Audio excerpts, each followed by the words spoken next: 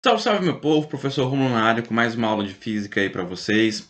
Nessa aula de hoje nós vamos continuar estudando termodinâmica, falando aí então da segunda lei da termodinâmica. Vamos apresentar a máquina térmica, o que é uma máquina térmica e seu funcionamento, discutir um dos ciclos térmicos importantes que é o ciclo de Carnot e por último vamos falar sobre o refrigerador.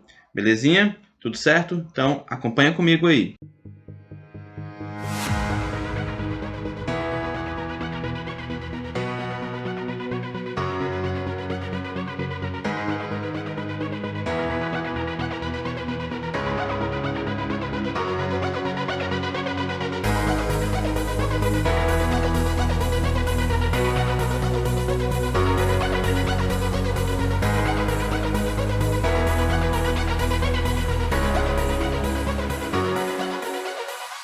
Então, vamos lá, vamos enunciar aí a segunda lei da termodinâmica. O que ela traz para a gente?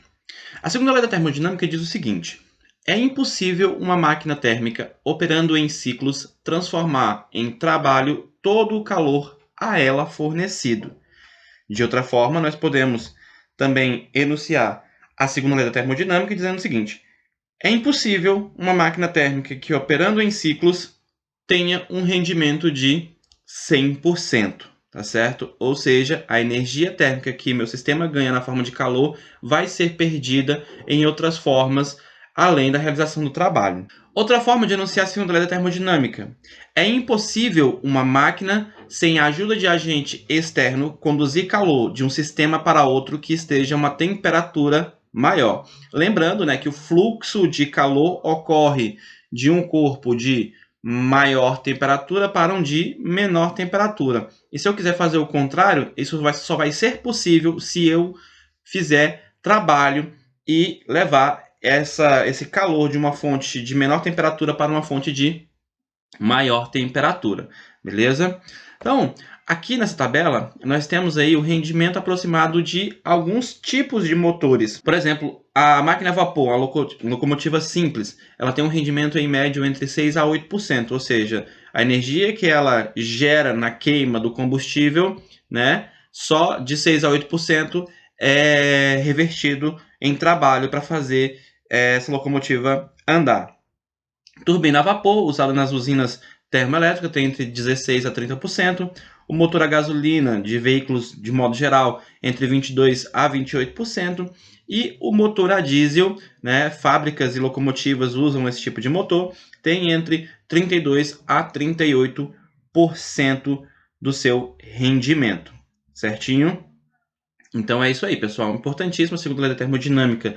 Ela vai trazer para a gente, né, essa parte teórica. É importante que você compreenda essa ideia de que uma máquina térmica que vai operar em ciclos não vai ter um rendimento de 100%. Tá? Por quê? Porque ela não tem a capacidade de converter todo o calor que ela recebe em trabalho. Vamos aí definir então agora o que é uma máquina térmica.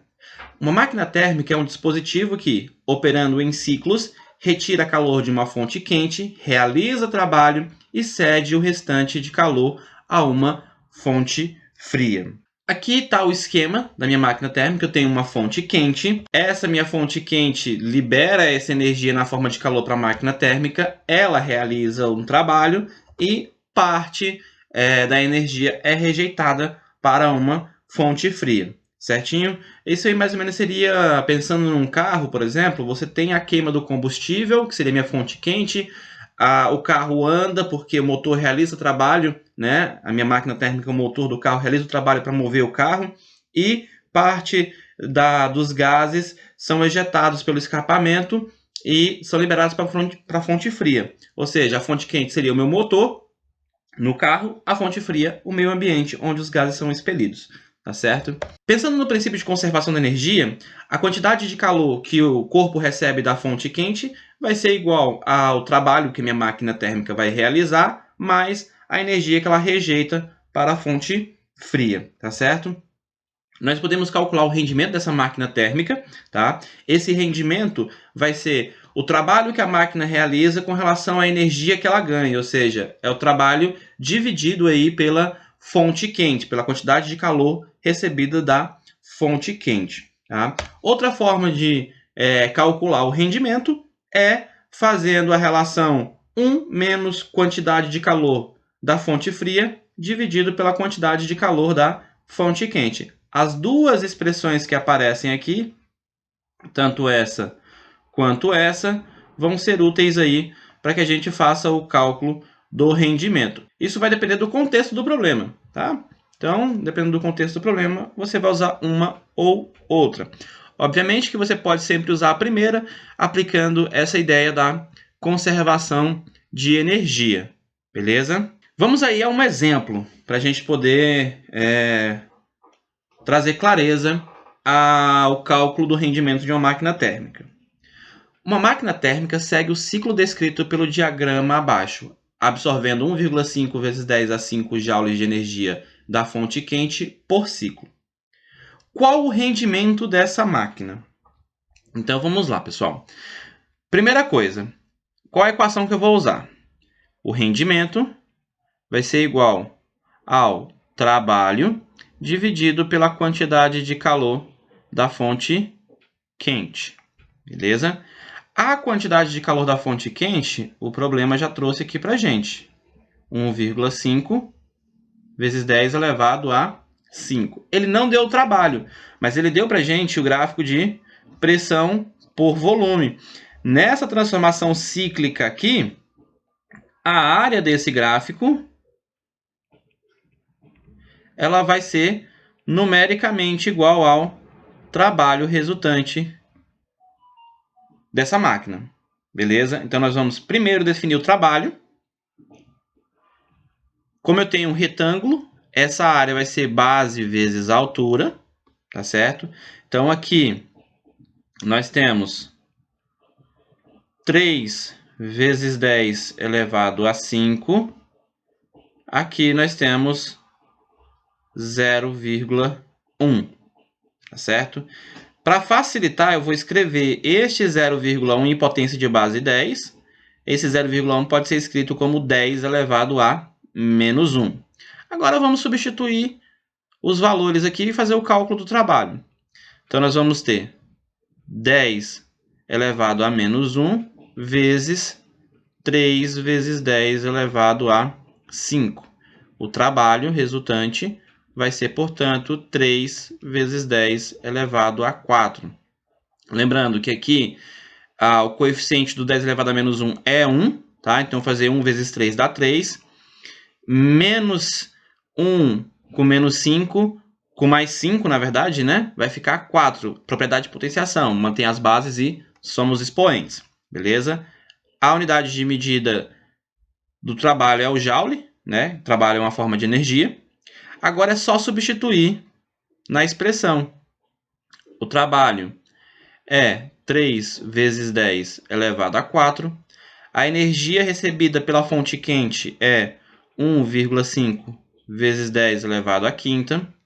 Agora, fazendo a continha, nós vamos dividir o 3 por 1,5. Fazendo essa divisão, aí, nós vamos obter o valor 2. E com as potências, nós vamos manter a base e subtrair os expoentes. Vai ficar vezes 10, 4 menos 5 vai ficar menos 1. Isso aqui vai dar, portanto, 0,2.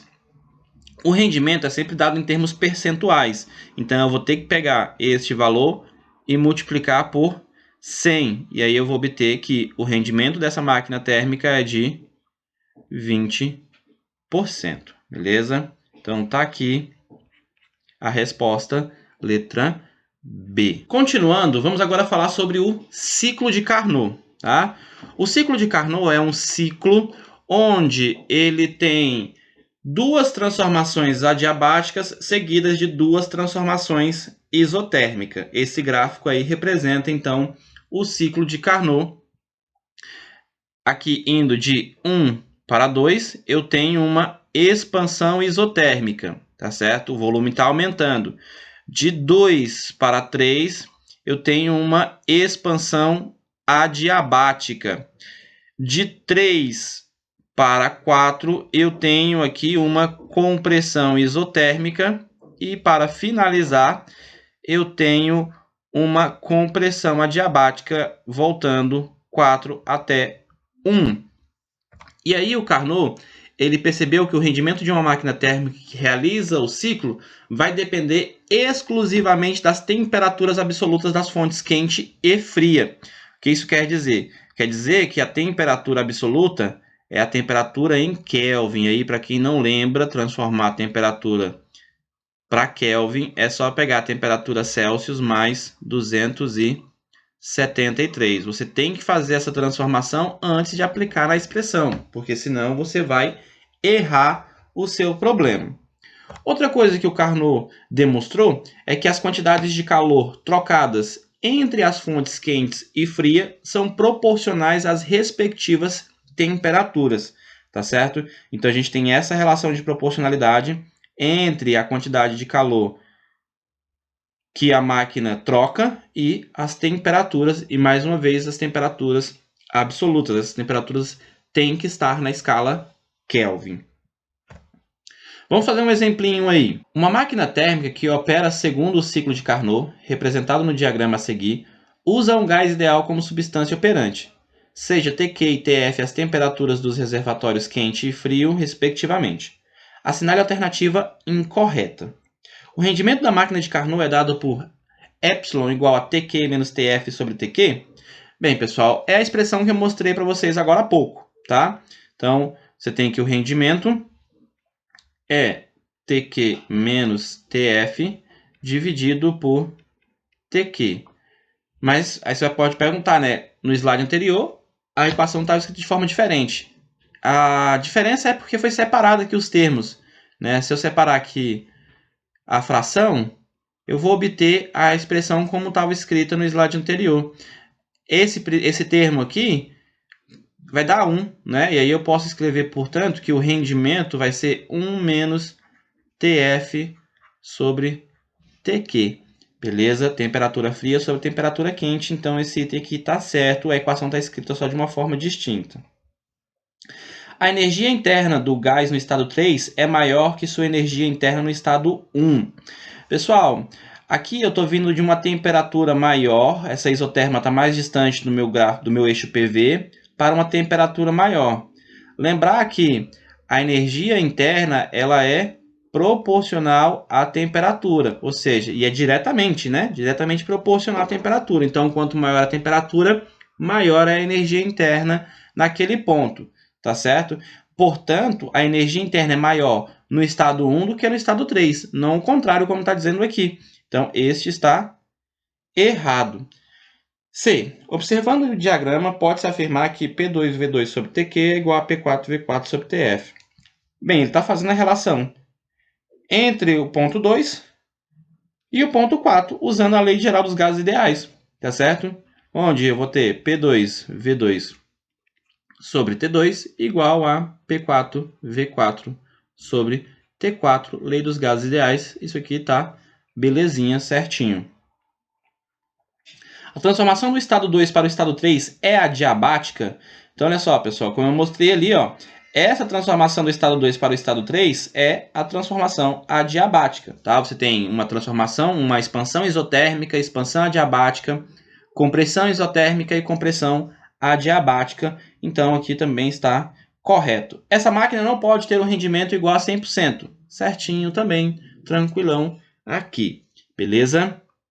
Então, tá aí um exemplinho para aplicar o ciclo de Carnot. Vamos falar aqui, explicar um pouquinho sobre o motor a combustão interna. Como é que ele funciona, né? O famoso motor a 4 tempos. Por que a gente disse que o motor é o motor a 4 tempos? Porque você tem, primeiro, a admissão. O que é a admissão? É a mistura de ar e combustível que é lançado na câmara de combustão ou no cilindro, tá?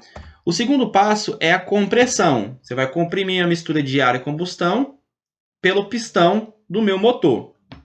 No terceiro momento, você tem a explosão, né? Uma centelha elétrica produzida pela vela explode a mistura ar e combustível. Neste momento, o calor é convertido em trabalho. Então, tá aqui, ó, 1, 2, as figuras não estão numeradas aqui, deixa eu numerar, 3.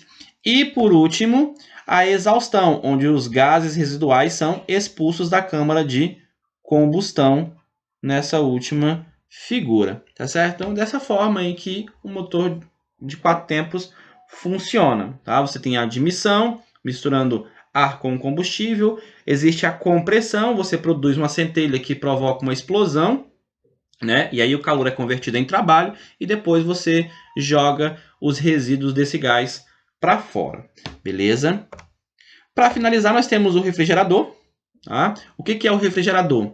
É um dispositivo que, operando em ciclos, retira calor de uma fonte fria e o transfere a uma fonte quente mediante a realização de um trabalho externo. Tá? Então, o esquema é muito parecido com a máquina térmica, só que aí você tem o ciclo, né, onde você está retirando o calor de uma fonte fria, transferido para uma fonte quente, e para que isso aconteça, né, se eu estou tirando a energia de um lugar que a temperatura é menor para maior, eu tenho que realizar trabalho, tá? E aí, o princípio de conservação da energia, mais uma vez, é válido, onde a quantidade de calor da fonte quente é igual ao trabalho, mas a quantidade de calor da fonte fria, tá? O rendimento desse refrigerador pode ser dado pelo trabalho dividido pela quantidade de calor da fonte fria. E eu posso calcular a eficiência do meu refrigerador, fazendo a razão entre a quantidade de calor da fonte fria e o trabalho. Tranquilo? Certinho? Então é isso aí, pessoal, nossa aula de hoje. Muito obrigado pela atenção de todos e até a próxima. Tchau, tchau.